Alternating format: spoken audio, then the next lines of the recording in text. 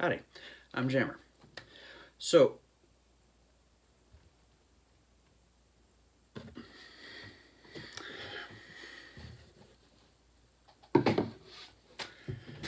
we're not talking about that particular cowboy.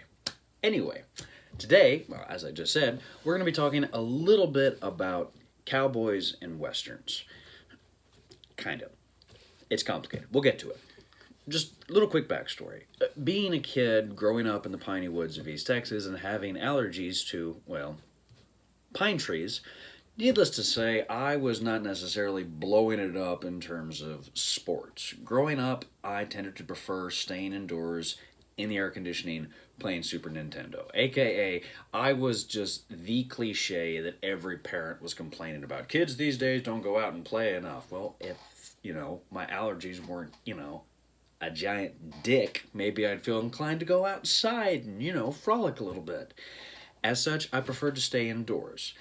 And this was kind of difficult because I remember growing up, my dad telling me lots of stories about playing sports when he was a kid and playing sports in college. And there was always this kind of perception that I had let the old man down. And it's something that I suppose still continues on to this day, despite all protests from my dad himself. But whatever the case, it kind of sucked. Actually, it sucked a lot that I couldn't play sports and connect with him that way.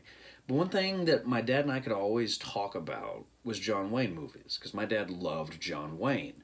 And in particular, he loved a lot of the cowboy John Wayne movies, the westerns, and funnily enough, I really enjoyed them too. They were fun. They were filled with action sequences and John Wayne punching people and people shooting guns. It was a fun genre that I never really got over. In fact, growing up, as soon as the game Red Dead Redemption came out, I bought it, I played it, and to this day I've beaten it about 4 or 5 times. Like, it's still a really fun game. And before you ask, yes, I also played Red Dead Redemption Undead Nightmare. I didn't get all 4 horses of the apocalypse, but, that's its own story. Whatever the case, the genre of the Western continued in my life, even up into graduate school. Fun fact, my master's degree had an emphasis on American literature, particularly the genre of the Western. Now, I was looking at the genre of the Western in relation to queer theory, so it was mostly, how cowboys were really gay, but that's video for another day. Whatever the case, the genre of the Western is something that I've always loved and appreciated. And so when a group of my friends told me about this game called Doomtown that they like to play, it's a card game set in what's known as the Weird West.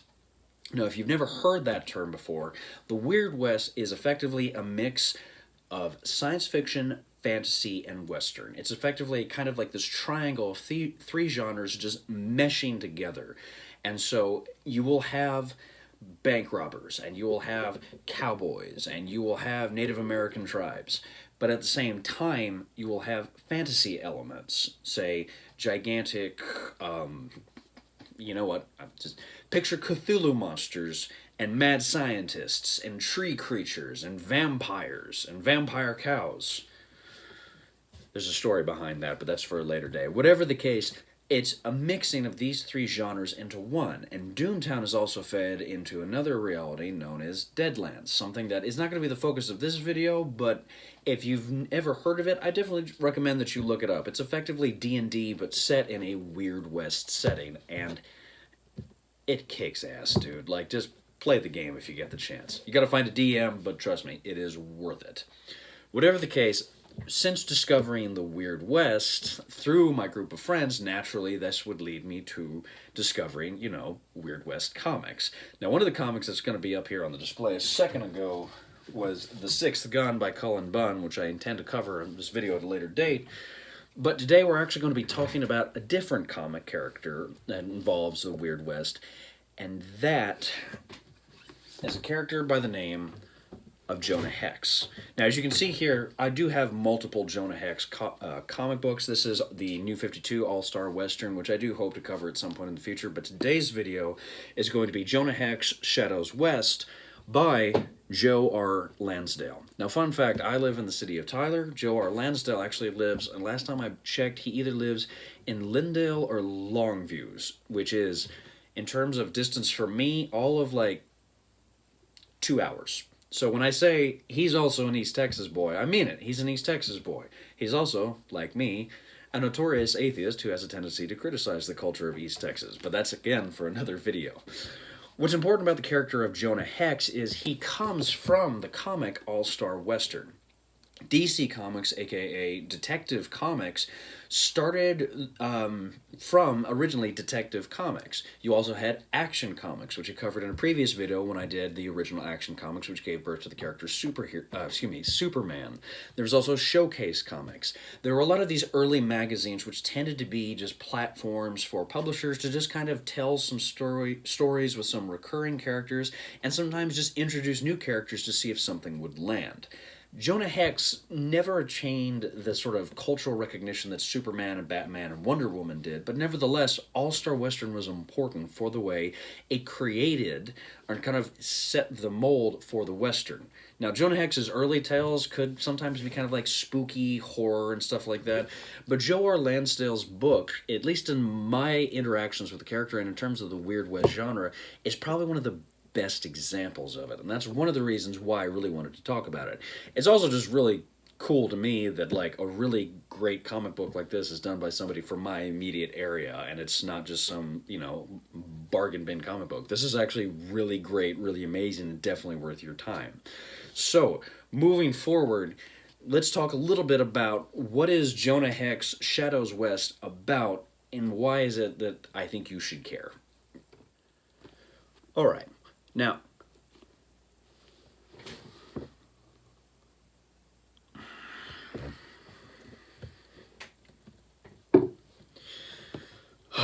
Spaniards.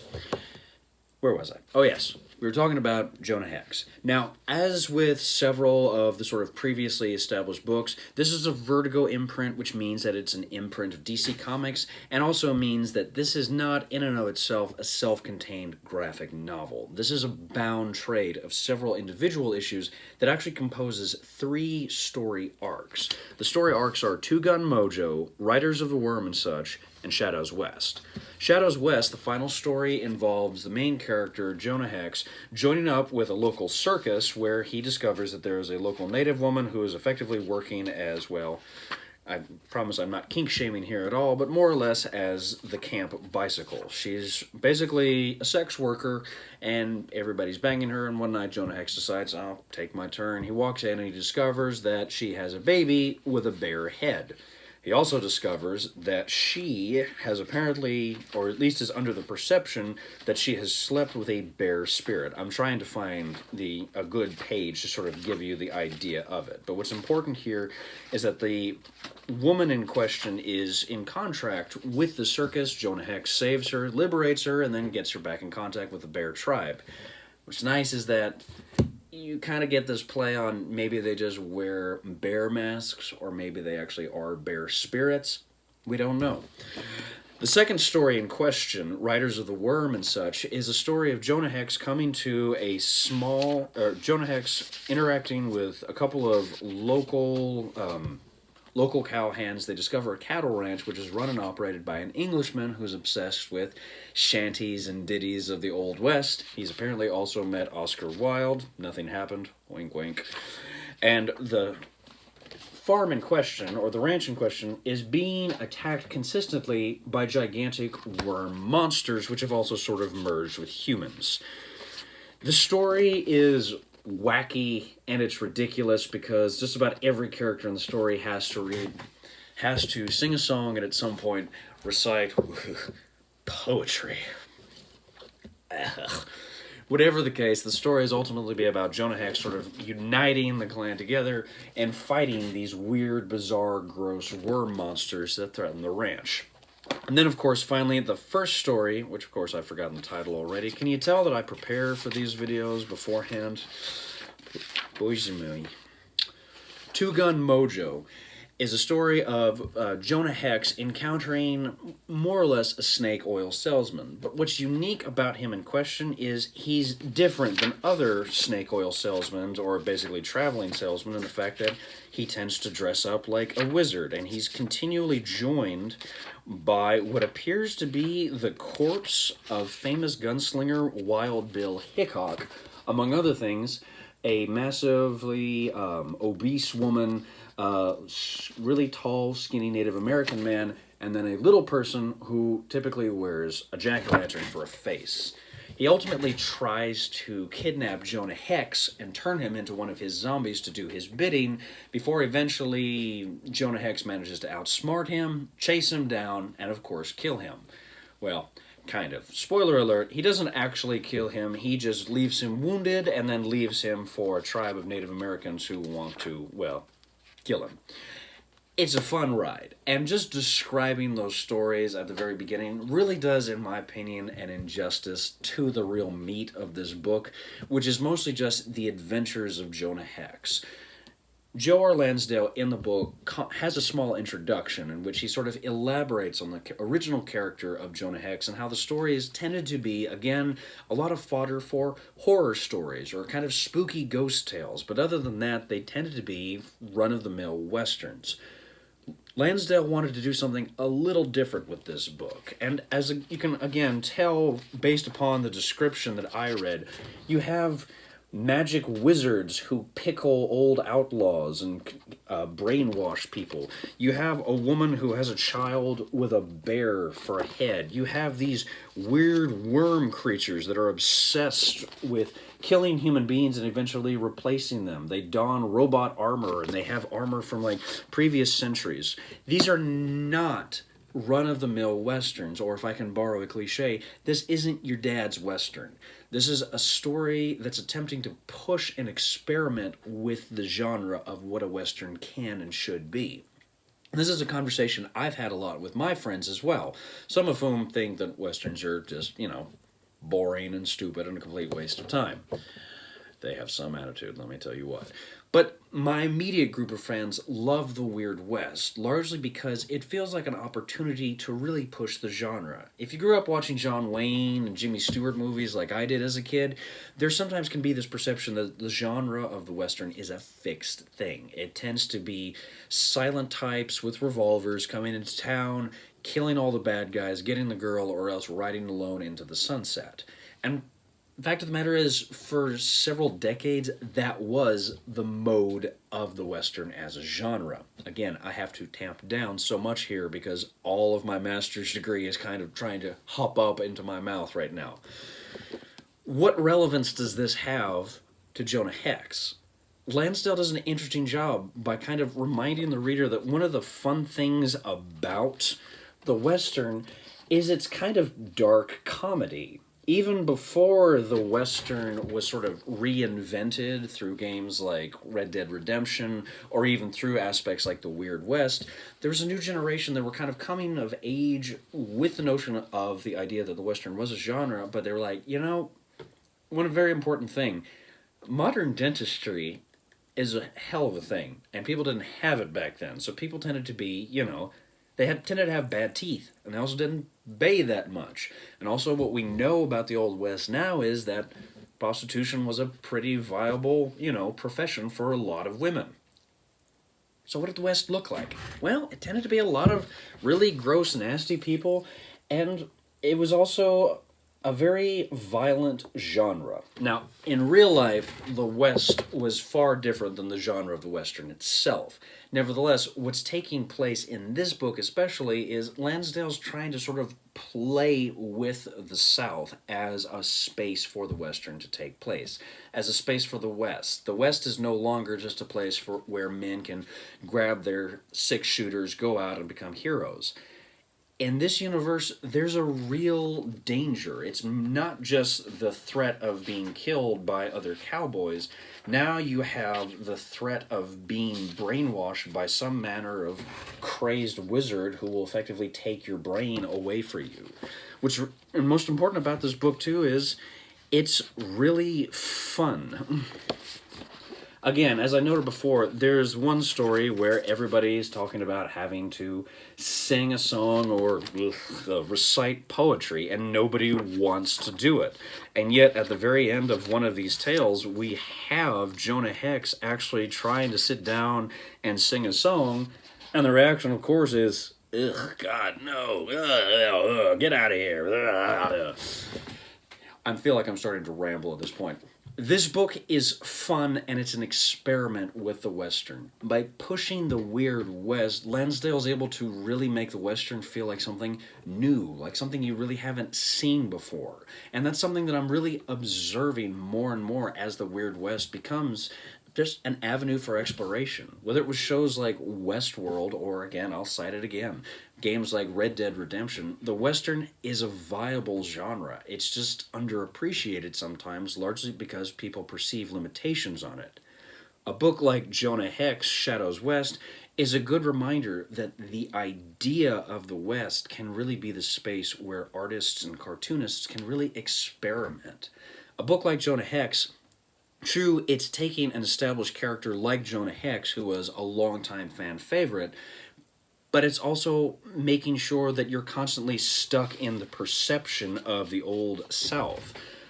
One of the glorious parts of this book is the dialogue, where you see Jonah Hex coming in to shoot Wild Bill Hickok. Before I take you to hell, who in the name of that Cooter Brown is that fella kick my pal and nick my head? Wild Bill Hickok, he's been resurrected. I'll say this, you got sand, better hope that elixir of yours plugs bullet holes. Now, I'm flexing every ounce of my Texas accent as I recite those lines, but one of the joys of this book as well is that because Joe R. Lansdale is an actual Texan and not just some dude who grew up in Los Angeles and went to Texas one time, and by going to Texas means he went to San Antonio and took a selfie in front of the Alamo, you know, that kind of person. Joe grew up in Texas. He knows the Southern mentality. He knows the Southern idiom, and he's able to bring that to the character of Jonah Hex. So while other cowboy stories tend to be written by people who've not really grown up in the region, Joe R. Lansdale's experience, his actual life story, brings a freshness and an energy to this comic that I've honestly never read in just about any other book that's supposed to be set in Texas. I've probably said enough, and at 10 minutes, I'm pushing my limits already. I'll hopefully come back in the future and talk more about it, hopefully with a more refined vision. But for the time being, content-wise, what's important about this book is the way it pushes and explores the Western as an idea, as a concept, and more importantly, as a real space. You really feel the land and the character of Jonah Hex in this comic book. And with that said, let's talk a little bit now why, formally, this book is just absolutely gorgeous. All right, now,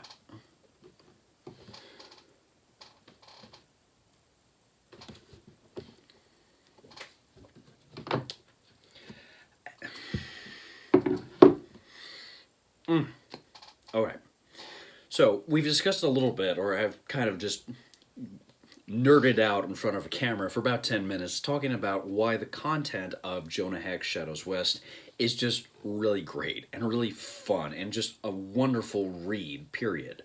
But sometimes what can happen is books can be wildly entertaining, but then formally they don't really do anything, and that has happened to me time and time and time again. One of the nice things about this book, Jonah Hex Shadows West, is that it manages to pay as much attention to the form of comics as it does ultimately to the story as well. Again, Joe R. Lansdale is the author, but then you have Timothy Truman doing the artwork and then Sam Glanzman doing the inkers. Now, Timothy Truman had done a fair amount of other work during the 1990s. He's a wonderful artist, and he really shines in this collection as well. If you look at just one single page from this collection, and in fact, I'm going to show the two-page spread as well to let you just sort of drink up the page for a second. What's unique about this particular page in terms of its composition is the way we recognize that ultimately this is kind of akin to the trunk shot in a Tarantino movie.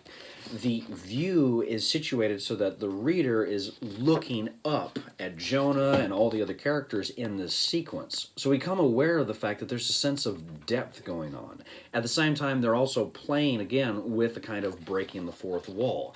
But not to the extent of the characters are becoming aware that there's a world beyond that fourth wall.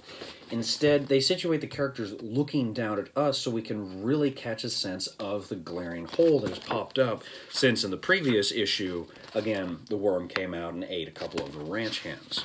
But if you also look at this page as well, what's important here is you see a real sense of play going on with the panels too. We have essentially 4 panels, 1, 2, 3, 4. Now, 3 of them typically are more or less the same size, the same shape, and they more or less convey a lot of the same information. But if you look here at these 2 panels, you have 4 characters, well, technically speaking here, 5, and then you have the senior rancher popping into the shot there. It's a little thing, but it really helps build the scene. And then as he continues to speak, he then delivers this line. And when he does, you'll note he becomes the sole figure in the shot itself before it then returns to the main shot. For whatever reason, Lansdale, and again, I'm saying for whatever reason because I just picked this page at random, you see what's taking place here is a concern with dramatic action visually. Again, one of the things that makes comics really fun and really cool is the way that artists and cartoonists can arrange images on the page to contribute narratively to the story. And so we're able to observe emotionally there are times where that panel is really important. Jonah Hex has a major scar on the right side of his face, and one of the recurring gags in this book is people asking him, how'd you get that scar? And he'll usually give some sort of cute little sort of quip in return. But what's unique about this page is his scar allows for a lot of interesting visual opportunities because it's not just the fact that, oh, gross, he's got a nasty scar. The scar itself allows the reader to sort of observe Jonah's emotional state throughout the text. Now, for the most part, Jonah's emotional state tends to be, grr, I'm tough and I don't like people, blah, blah, blah. But whatever the case, it works for the story in question. There's a lot of play here in terms of the panel arrangement, not simply just in terms of executing the vision, but then also just making sure that the reader doesn't become lethargic. It doesn't become, the reader never becomes kind of inured to the fact that these are just some characters moving around in a box. Rather, the arrangement of the panels gives it a real sense of energy, and you need that, especially in a Western where there's a continual notion of space and characters' roles in space. Again, if you look at this page here, there's a lot of play with the close-up vertical panels. Again, that's designed to bring an emotional awareness to the story.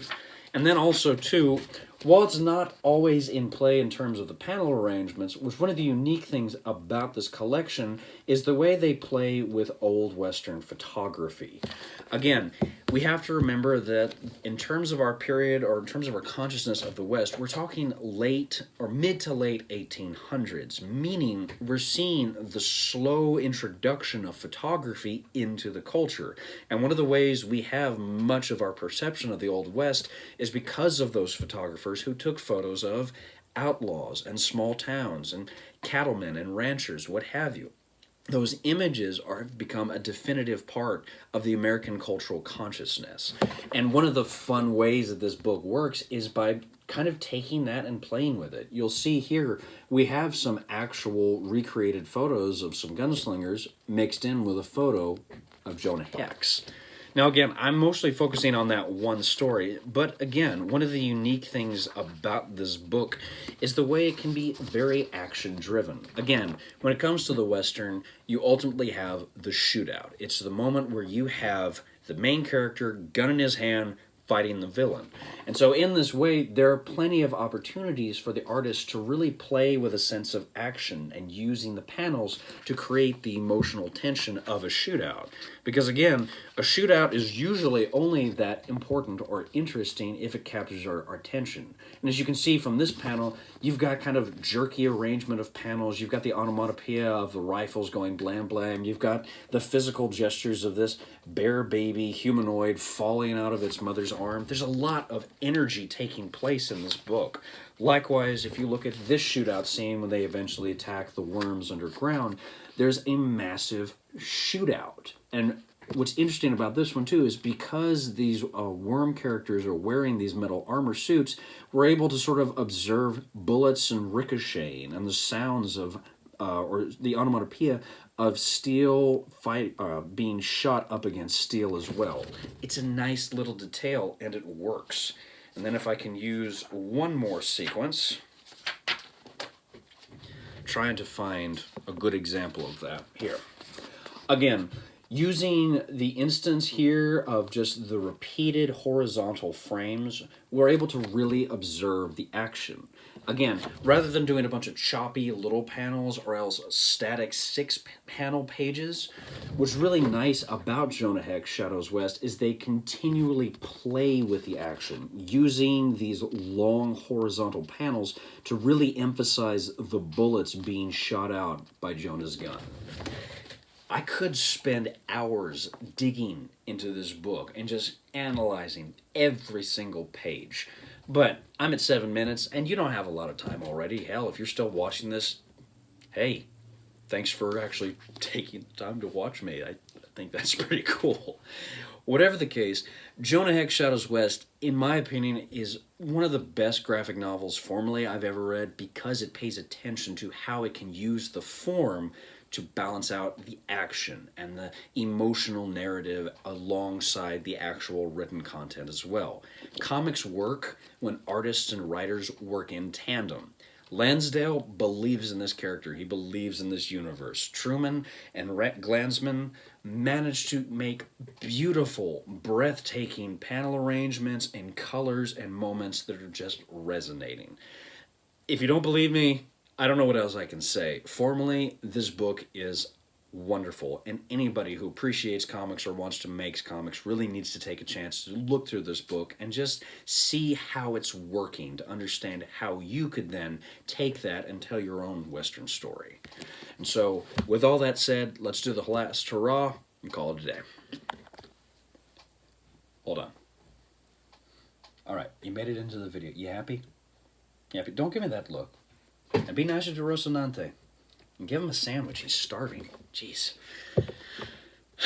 Where was I? All right, YouTube. So, I don't know what else to say. Clearly, I'm a nerd for this book. I loved this book. I loved it because Joe R. Lansdale's a local boy. It's great to see a local boy tell a great Western story that's fun, that's exciting, that's entertaining, and then also manages to flesh the weird Western out in a way that makes it feel like it's new territory. Again, content-wise, this story is so unique than just about any other either Weird West, Western, or Jonah Hex story I've read because Lansdale brings a real energy to it, and he manages to really convey a lot of just Southern identity without getting, well, we'll say sanctimonious about it. This is a cowboy. He's a hick. He's a Texas boy, and he knows what he knows, which is he knows how to shoot. And after that, just go along for the ride. Formally, this book is amazing because of the way it plays with the medium. Rather than simply just using regular panels to set up a lot of interesting visuals, Jonah Hex Shadows West manages to make a lot of interesting creative choices so that the reader is continually brought into the story and continually working to just sort of follow the characters through the book. I don't know what else to say. Seriously, read this book. A friend of mine loaned me his copy. It's this one right here. I can't wait to give it back to him because he told me he hasn't read it. I guarantee you he won't be able to see this video, but as soon as he does, TJ, holy crap, this book is amazing. Excuse me.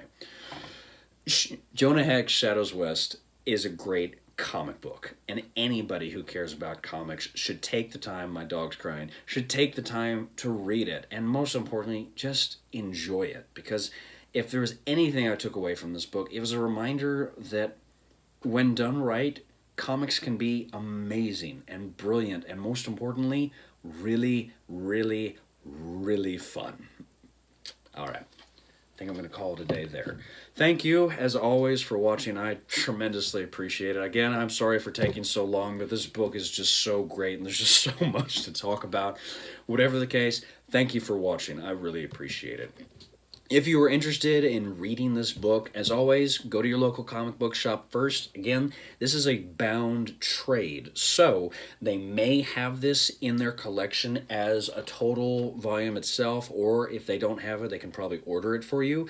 But also at the same time, because it's a bound trade, you can probably find some individual issues in the back bins of your local comic book shop. Also, if you're interested in reading it, don't forget, you live in the United States, I assume. In which case, then, you have access to local public libraries that will let you borrow books. Like, why not take advantage of that? I don't know. Go to your library, see if they've got a copy of it. And if they don't, ask for an interlibrary loan form. They can get it for you. Again, thank you for watching. I really appreciate it. Go read some comics.